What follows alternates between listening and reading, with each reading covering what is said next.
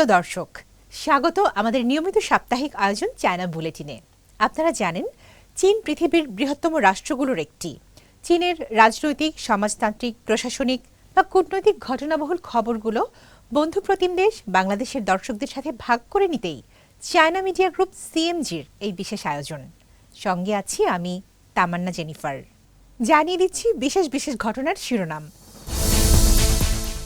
Russia চীন সফরে Vladimir Putin. নিজ নিজ উন্নয়ন ত্বরান্বিত করতে চীন রাশিয়া কৌশলগত সমন্বয়ের আহ্বান প্রেসিডেন্ট শির। এআই ও উৎপাদন শিল্পের উন্নয়নে মৌলিক গবেষণা জরুরি। বেইজিংয়ে বিজ্ঞান ও প্রযুক্তি প্রতিষ্ঠান পরিদর্শন শেষে বললেন প্রধানমন্ত্রী লি ছিয়াং।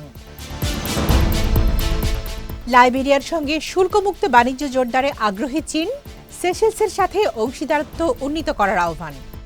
উন্নত ও কৌশলগত সমন্বয়ের মাধ্যমে চীন রাশিয়ার সমৃদ্ধি ও পুনরুজ্জীবনকে এগিয়ে নেওয়ার আহ্বান জানালেন চীনের প্রেসিডেন্ট শি জিনপিং। বুধবার বেইজিংয়ের গ্রেট হল অব দ্য পিপলে সফররত রুশ প্রেসিডেন্ট ভ্লাদিমির পুতিনের সাথে আলোচনায় এ মন্তব্য করেন তিনি। চীনের প্রেসিডেন্ট শি জিনপিং এর আমন্ত্রণে ১৯ ও ২০ মে চীন সফর করেন পুতিন। এটি চীনে তার ২৫তম সফর। রুশ প্রেসিডেন্টকে স্বাগত জানান চীনের পররাষ্ট্রমন্ত্রী ওয়াং ই।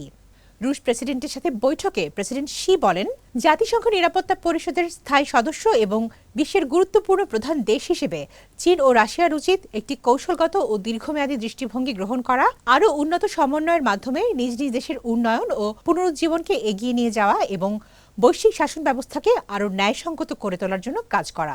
সফরকালে দুই রাষ্ট্রপ্রধান দ্বিপাক্ষিক সম্পর্ক, বিভিন্ন ক্ষেত্রে সহযোগিতা এবং পারস্পরিক স্বার্থ সংশ্লিষ্ট আন্তর্জাতিক ও আঞ্চলিক বিষয় নিয়ে মতবিনিময় করেন। কৃত্রিম বুদ্ধিমত্তা এআই এবং উন্নত উৎপাদন শিল্পের মধ্যে গভীর সমন্বয় সাধনে বিশেষ গুরুত্ব আরোপ করেছেন চীনের প্রধানমন্ত্রী লি ছিয়াং। সোমবার বেইজিংয়ে বেশ কয়েকটি বিজ্ঞান ও প্রযুক্তি প্রতিষ্ঠান পরিদর্শনের সময় তিনি রোবট প্রযুক্তি উদ্ভাবন এবং এর শিল্পগত উন্নয়নে মৌলিক গবেষণার উপর জোর দেন। প্রধানমন্ত্রী উল্লেখ করেন, চীনের বিশাল বাজার, সুসংগঠিত ইন্ডাস্ট্রিয়াল চেইন এবং বৈচিত্র্যময় কর্মক্ষেত্রের যে সুবিধা ও সম্ভাবনা রয়েছে তাকে পুরোপুরি কাজে লাগাতে হবে। রোবটের মূল কাঠামো, গুরুত্বপূর্ণ যন্ত্রাংশ এবং এর বুদ্ধিমত্তা ও নিয়ন্ত্রণ ব্যবস্থার দ্রুত আধুনিকায়নে সরকারের নীতিগত সহায়তা ব্যবহারের পরামর্শও দেন তিনি। চীন ও লাইবেরিয়ার মধ্যে দ্বিপাক্ষিক বাণিজ্য সহজতর করা এবং পারস্পরিক সহযোগিতা পুরোপুরি কাজে লাগাতে শূন্য শুল্ক সুবিধার লভ্যাংশ ব্যবহারে আগ্রহী চীন। মঙ্গলবার বেইজিংয়ে লাইবেরিয়ার পররাষ্ট্রমন্ত্রী সারা বেইসেলো নিয়ান্তির সঙ্গে এক বৈঠকে এ আগ্রহ প্রকাশ করেন চীনের পররাষ্ট্রমন্ত্রী ওয়াং ই। বৈঠকে ওয়াং উল্লেখ করেন, বাণিজ্য, কৃষি, যুব সমাজ, ক্রীড়া ও জনকল্যাণমূলক খাতের মতো দুই দেশের স্বার্থ সংশ্লিষ্ট এবং উদ্বেগের বিষয়গুলোতে লাইবেরিয়ার পাশে থাকবে চীন।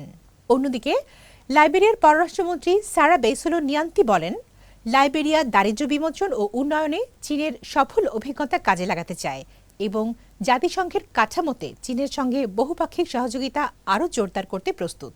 এদিকে সেশেলস সরকার কয়েকটি বন্ধুপ্রতিম দেশের সরকারের সাথে মিলে আইনসম্মতভাবে ও প্রকাশ্যে তাইওয়ান স্বাধীনতাপন্থী বাহিনীর প্রতিনিধি লাই চিংতের বিদেশ সফরের ফ্লাইট অনুমতি বাতিল করেছে। সেশেলস এক চীন নীতির প্রতি তাদের দৃঢ় অবস্থান পুনর্ব্যক্ত করে একটি প্রকাশ্য বিবৃতিও জারি করেছে, যার ভূয়সী প্রশংসা করেন পররাষ্ট্রমন্ত্রী ওয়াং ই। বেইজিংয়ে সেশেলসের পররাষ্ট্রমন্ত্রী ব্যারি ফোরের সাথে এক বৈঠকে ওয়াং বলেন, আমরা বিশ্বাস করি সেশেলসের মতো আরও দেশ আন্তর্জাতিক ন্যায়বিচার এবং ইতিহাসের সঠিক দিকে অবস্থান করবে। জবাবে ব্যারি ফোর জানান, সেশেলস চীনের সাথে কৌশলগত অংশীদারত্বের বৃহত্তর উন্নয়নে কাজ করতে আগ্রহী। দর্শক, এই ছিল আমাদের এবারের আয়োজনে। আবারও দেখা হবে চীনের সমসাময়িক খবর নিয়ে আগামী সপ্তাহে একই দিন একই সময়ে। অনুষ্ঠানটি সামাজিক যোগাযোগ মাধ্যমে দেখতে ভিজিট করুন www.facebook.com/cmgbangla এবং ইউটিউব চ্যানেল সিএমজি বাংলা। দেখার আমন্ত্রণ। চাইচিয়েন।